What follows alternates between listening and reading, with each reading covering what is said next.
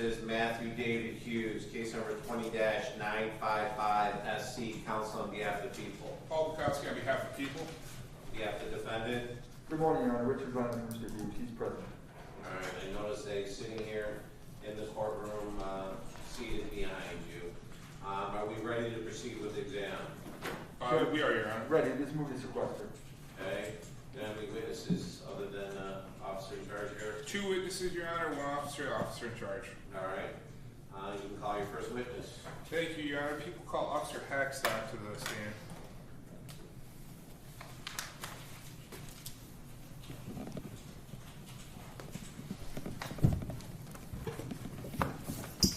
Good morning, officer. If you'll raise your right hand. If you swear to tell the truth, the whole truth, and nothing but the truth, so help you God.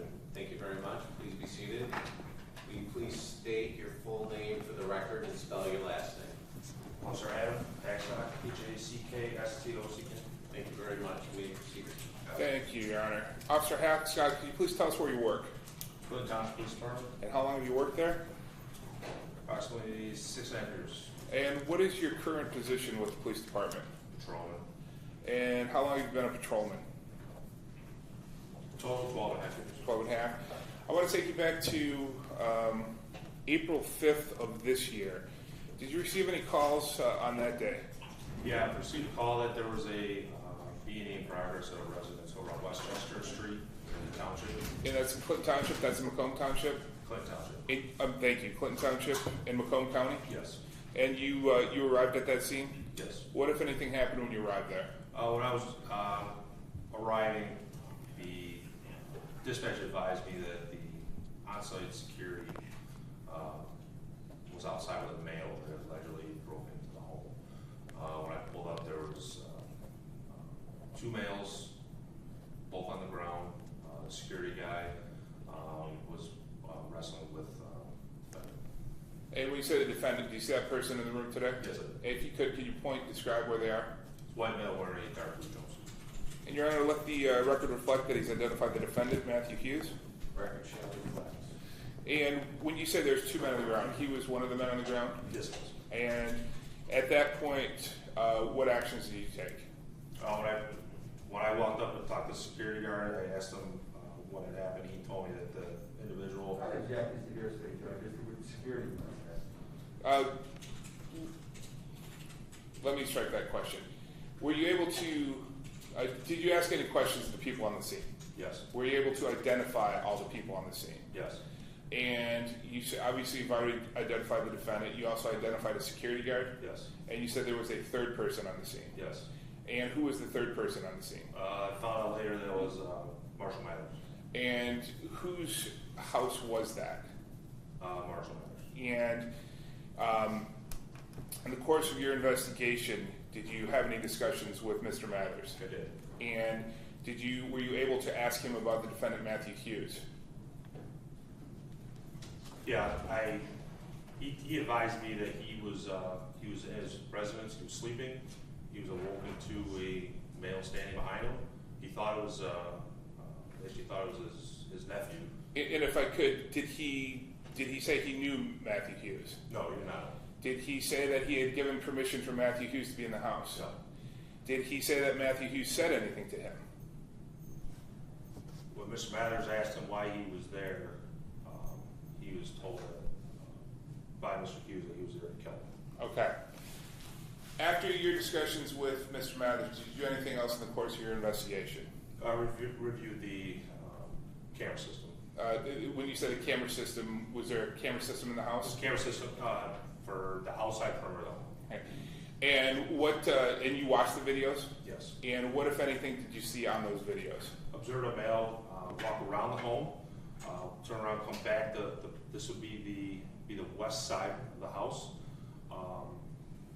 Watch a male walk up, throw a brick through, or throw an object through a glass window, and then enter the home through that opening. Now, you were watching that. Was Matthew Hughes still on the scene when you were watching those videos? No, he had already been taken back to the Clinton Township Police Department. Now, having had contact with Mr. Hughes, did you have any contact with Mr. Hughes? Just outside the driveway. Did he say anything to you? I asked him what his name was. He didn't say anything. I asked him what he was doing there. He mumbled a word saying friend, and then I asked if he lived around here. He said he lived in the area. With your contact with Mr. Hughes and watching, you said a man on the video. Were you able to make any identifications from watching that video? It was I wasn't able to identify him through the video. You could see it was you could definitely tell it was a male walking towards the home. Okay.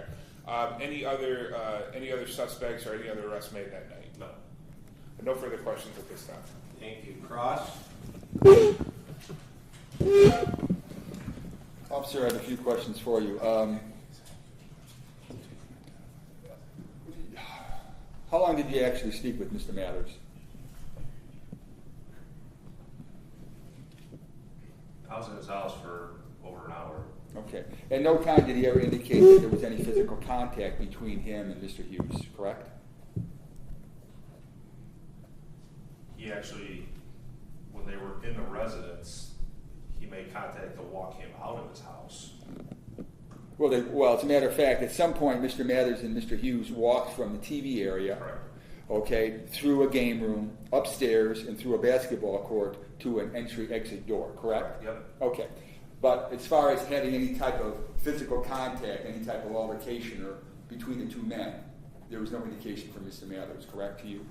No, he didn't. He didn't. Okay. Nor was there ever any mention of any type of weapon that Mr. Hughes may have had by Mr. Mathers, correct, sir? Correct.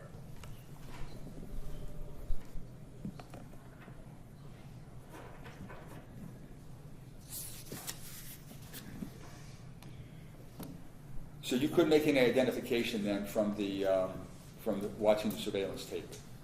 I do not know. Okay. And that was, your viewing of the tape was during that 1 hour that you were at the house? Yeah, it was after Mr. Hughes had already been. Correct. at the scene. Did you ever go to the entry site? Yes. You did? What did you locate there, if anything? There was a reddish colored brick sitting on the inside of the home. There's broken glass on the inside of the home, and there was a reddish brick just inside. Okay.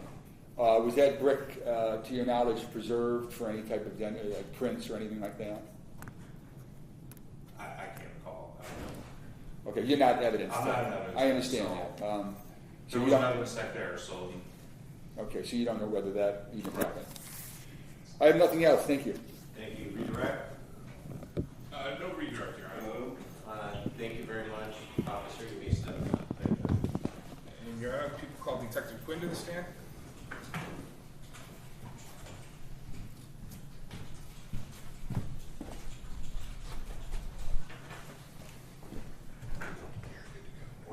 Hello, Detective. Do you swear to tell the truth, the whole truth, and nothing but the truth, so help you God? I do. Thank you very much. If you please take a seat, state your full name for the record, and spell your last name. My name is Detective Dan Quinn, Quinn. You may proceed. And Detective, just for the record, could you please tell us where you work? Yes, with the Clinton Township Police Department. And Detective, on April 5th of 2020 of this year, were you assigned the case that we were talking about in the courtroom today? I was. And upon receiving that case, what, if any, actions did you take? I was assigned as the officer in charge, so it's my job to gather additional information. We attempted to interview the defendant. He refused the interview. We gathered videotape and completed the investigation. And when you received that information, you received all the evidence, correct, as detective? Correct. And were you able to review those videotapes? I was. And if you could, give us a synopsis of what you watched on those videos. There's multiple camera angles, so you see the defendant at different locations of the exterior and then in the garage area. So he was out there for quite some time, walking back and forth, in and out, checking different doors, windows, and things like that, walking along the premises. And then, as was testified to, there was a brick through a window, is that correct? That's correct. Was any of that on a video? Yes. And what could you see on the video of those actions? Looked like a brick paver from the backyard. It was thrown through smaller like window door that you could fit through. Once the window was broken open, then you see the defendant climb in. And when you say you see the defendant climb in, were you able to, as you said you made an attempt to interview, correct? Yes, sir. Were you able to ascertain the identity on the video as to who From you different camera angles, some are better than others, but there are camera angles where you can positively identify the defendant. as Matthew Hughes? Yes, sir. Yes, sir. And as far as the brick, what if any actions did you take? Was the brick recovered? It was. And was there any tech work done on that? It was collected as evidence. We conferred with the state lab. It doesn't meet their current protocol for touch DNA analysis, so we still have it as evidence. Now, you've conducted interviews as well in regards to this matter. Yes, sir. And as far as, did you ever receive any information from the homeowner as to regards to the worth of the window?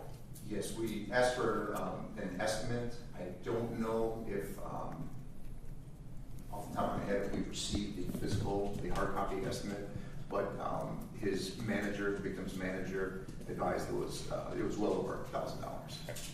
And I have no further questions at this time. Thank you. Ross? Just one question. Officer, detective, Yes. okay, did you ever actually go to the scene? Yes, You did? Yes. When was that? that would have been the following morning, about 8:30. So I wasn't called out that night, but it happened about just after 3. And so by the time they were done with their investigation, it was 4 o'clock. I was into work by 8. So once I was assigned the case, we went out to the scene about 8:30. So you went out there that one time, correct? Multiple times with the initial And that's when you follow-up. And that's when you watched the videotapes. That when you went out there. We didn't watch them then at the house. We were supplied video from management. I see. Okay. Thank you. I have nothing else. Redirect? No redirect, Your Honor. Detective, thank you very much. Thanks. Step down. No further witnesses, Your Honor. The people rest the case. Any witnesses? No witnesses, Judge. Thank you. The argument? At this time, people make a motion for bind over on counts 1 and 2, count 1 being home invasion first. There was more than enough evidence as far as probable cause goes to show that there was a breaking and entering of an occupied residence. At the time of that, there was evidence of a threat being made, and on top of that, there was a malicious destruction of the building with $1,000 or more, as proven where either the threat of an assault or a felony committed in the presence or during the commission of that home invasion. We'd ask both counts to be bound over for circuit court arraignment. Judge, with respect to count 1, I mean, granted there wasn't any physical contact, but still the threat, I should say, might suffice for that count. But count 2, we would object.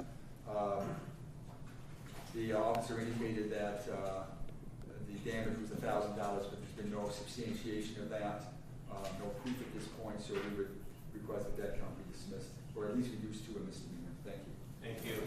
Purpose of a preliminary exam is to make a determination if there was probable cause that a crime was committed, and that in fact that the defendant committed the crime.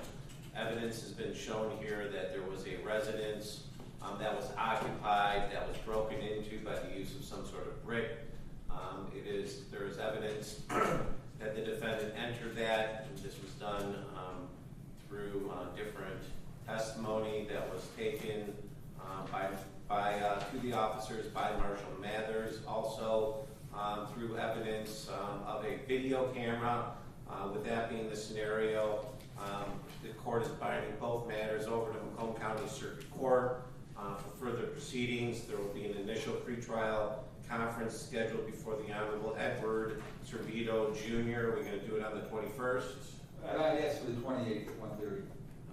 November 28th, September 28th, 2020 at 1:30. Is there anything further? Judge, I'd like to address bond. Go ahead.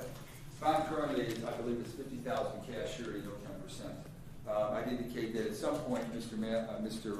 Hughes had a matter pending in Oakland County that matter, to my knowledge, is resolved. So there are no other holes besides this case. He has no prior felony record, Judge. I'm asking for a reduction in the bond, and not necessarily a personal, but at least a 10% provision with the addition of a tether. Thank you very much, Mr. Witkowski. Your Honor, people object for the same reasons the bond's been brought up before, just because the Oakland County matter has been apparently resolved with this Oakland County decision. But the facts remain in that case. There was a home invasion to that home that was previously owned by the homeowner in this case. There seems to be a little bit more going on with this defendant. I still believe the defendant's homeless at this point, where he would have no place to be.